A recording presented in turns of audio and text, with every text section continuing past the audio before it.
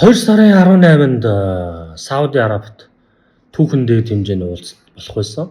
Оросын холбооны улсын ерөнхийлөгч Путин, Америкийн нэгдсэн улсын ерөнхийлөгч Дональд Трамп хоёр уулзах байсан. Гэтэ тийм уулзалт бол болсонгүй. 2 сарын 18-нд нэг 4-өөс 4.5 цагийн хугацаанд гадаад хэргийн сайд төрийн найрын хоёр л уулзах шиг боллоо. Ер нь бол яг нөгөө доодох хүмүүс нь хоорондоо уулзаж асуудал бол ярилцсан ийм арга хэмжээ болсон. За тэгээ энэ дээр яг юу ярьсан бэ гэдгийг бол гараагүй. За энэ уулзалттай холбоотойгоор бол мэдээж Франц улсад бол жижиг хэмжээний уулзалт болсон. Европын холбооныхон уулзсан байна. За Зеленский Европын холбоор очсон байна. За эдгээрийн мэдээлэл дээр болохоор Зеленский бол тий манай тал оролцоогүйгээр манай асуудлыг ярилцсан гэж байхгүй. Ямар шийдвэр гарсан бид нар бол төлөөлөмжшөөрөхгүй гэж нэг юм ярьсан. За Европын холбоон дээр бол ерөнхийдөө бид нар бол энэ дээр бол төлөөлөмжшөөрөхгүй. Бидрийг хайжаас оролцсон. Тэ эсвэргээр бид нар одоо Украины дайнд бол 6 тэрбум төгрөгийн тусламж долларын тусламж зөвшөөрлөө гэдэг иймэрхүү мэдээллүүдийг бол гаргаж ирсэн. Нөгөө талд болохоор Путин Трамп хоёр бол хэлцээр иж дайнд дуусгах гэдэг нэг ийм зөрчлийн асуудал үүсээ. За энэ харилцаан дээр юг харуулж байна гэхээр Америкийн нэгдсэн улс ер нь бол Европын холбооноос түнш ер нь бол хамгийн том түнш нь Европын холбоо байсан.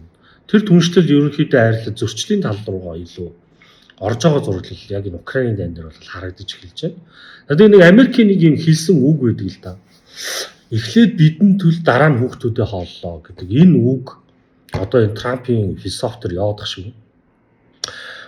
Өмнө ярьжсэн чинь Америк бол за Украины дайнд санхүүжилж бид нар тусламж маягаар 500 тэрбум 300 тэрбум доллар бол өгсөн, цэргийн тусламж өгсөн. Одоо тэрнийхээ хооронд бид нар 500 тэрбум доллартай тэмцэх хэмжээний байгалийн баялаг авна. За энийг бол ашигт газрын ховор металл гэж яриад байгаа. Тэрийг авна гэдэг юм яриа яваад байгаа.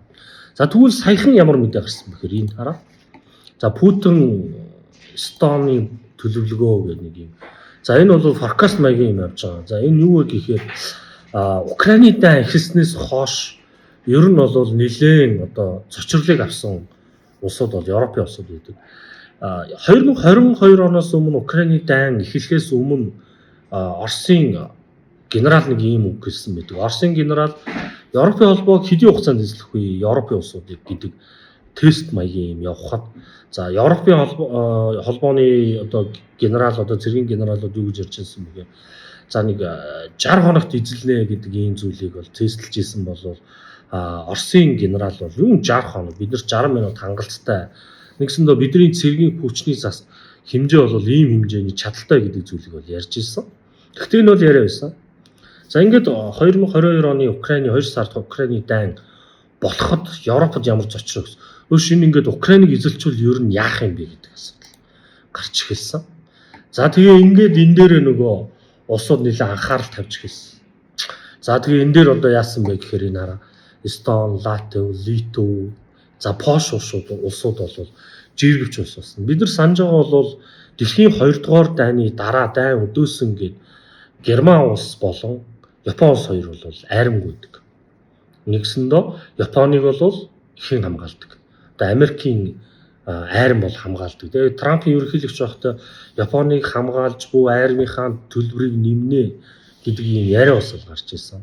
Тэгээд энэ зочрон дээр бол Европын холбоо ер нь хэрв Орос дайраад ирэх юм бол бид нар ер нь яаж хамгаалах юм бэ гэдэг дээр нэлээд акцент өгж 2022 оноос хойш ер нь бол дотоодын бүтээгдэхүүнд харьцуулах батлан хамгаалахын зардал бол нэлээд огцсон өссөн байдаг. За яг 22 оны байдлаар бол Европын холбоог хамгаалах ганц одоо жиргэвч улс бол Турк гэж байна. Туркийн айрам бол нэлээд хүчтэй байсан бол одоо 25 оны байдлаар бол ялангуяа Польш бол нэлээд хүч төрж орж ирж байгаа. За тэгээ энэ дээр юугаар харах вэ гэхээр НАТОгийн үзүүлэлт байна л да. За одоо энэ 2014-өөс 2022 оны хоорондох НАТОгийн санхүүжилт яаж ирсэн бэ? Ер нь НАТО дээр албан бусаар 3.5 сая зэрэгтэй гэдэг.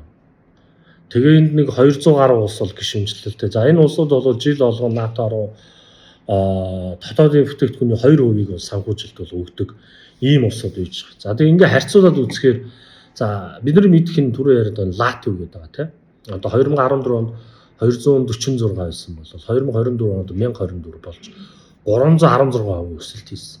За дотоодын бүтээгдэхүүн дээр харьцуулахад дотоодын бүтээгдэхүүний 0.94% зарцуулдаг байсан бол 24 оны байдлаар 315% зарцуулж байна. Тэгээ ингээд статистик үзүүлэлтийг харах юм бол өсөлтийн хувийн жингээр за энэ 22-23 оны үзүүлэлттэй дотоодын бүтээгдэхүүн төсвийнхөө хэдэн хувийг эзлүүлж байгаа гэдэг дээр. За Америкийн нэгдсэн улсыг бол ер нь хамгийн том санхүүжуулагч хэлбэл үздэг. За тэр санхүүжилтийн дээр дотоодын бүтээгдэхүүнтэй харьцуулсан үзүүлэлт бол бууралцтай гарч ирж байгаа. Хамгийн өндөр хийсэн улс бол энэ Польш гэдэг. Нэлээд хүчтэй орж байна. Ялангуяа 23-24 онд. Тэгээ Эстоны улс нөгөө Балтийн тэнгисийн улсууд гэдэг байгаа шүү дээ. За бид нар энэ дээр харуулъя те. Энэ Эстон, Латв, Литв, Польш гэсэн энэ дөрвөн улс. Яг тэгэхээр хэрэв Украиныг энэ Орос дахиад давж дайруул энэ улсууд хамгийн эхэлж өртнө гэдэг ийм айц үүсээд байгаа. Америк бол энийг бол тоохгүй байгаа. Яг тэгэхээр Европын холбоо дэлхийн 2 дугаар дайны үед Герман дайн дэгдээснээс болж яг хөрш залгаа улсууд бол маш их хохирлыг амсч дайнд хол байсан бүс нутгийн хувьд Америк бол энэ хооронд эдийн засгийн өсөлтөөр бус улсуудыг давж исэн үзүүл. Тэгвэл Украинд болж байгаа дайн Америкийн хажууд биш учраас Трампт бол нэг тийм энэ дайныг үргэлжлүүлэх нь өөр сонирхол байхгүй. Зүгээр энэ дайныг дуусгар болгоод зогсоогоод дээрэс нь энэ өрөө авч өрн дээрээ дөрөөлж байгалийн баялагийг хувааж авах нь ашигтай байгаа учраас Путинтэй уулзч. Европын холбоонд бол эсвэргээрээ эдийн засаг чухлаа. Ер нь бол эдийн засгийн харуул эднэр дайн их нь Украиныг дэмжих ямар ч утгагүй. Хэрэв эдийн засгийн уналтанд явах юм бол эргээд одоо дотоод улс төрийн тогтворгүй байдал үүсч эргээд бол бослог зөвлөн гарах боломжтой боловч яг дэлхийн 2 дугаар дайн шиг юм болов гэдэг дээр аваад үзвэл аюулгүй байдал чухал уу эдийн засгийн чухал уу гэвэл мэдээж аюулгүй байдал гэж үзэж байгаа учраас өнөөдөр энэ Европын холбооны улсууд энэ дайн дээр улам санхүүжилж Украин талд зогсоод байгаа шалтгаан нь ерөөсөө энэ байгаад байгаа. Зүгээр эдийн засгаа бодвол эдгээр болчих болно. Гэхдээ ер нь бол энэ үзэл санаа Америкт гаргаж байгаа үзэл санаа, Европын гаргаж үзэл санаа таарахгүй байгаа учраас энэ дээр ерөнхийдөө улс төрийн томоохон маргаан үүснэ. Энэ дайн бол дуусахгүй. Тэгээ ямар ч хэлсэн Америкийн нэгдсэн улс бол НАТОд санхүүжилтаа бол ер нь бол хэвээрээ хадгалан. Гэхдээ Эстон, Латв, Литв, Польш гэсэн улсуудад байгаа цэргийг бол бид нар гаргана гэдэг ямар ч хэлсэн мэдээлэлүүд явж эхэлж байна. Ингэснээрээ болохоор Европод өгж байгаа одоо энэ тосломж одоо энэ цэргийн энэ юунуудаа зогсоох энэ хандлага Трамп Путинтэй уулзна гэдэг яриатай зэрэгцэж гарсан байж байна.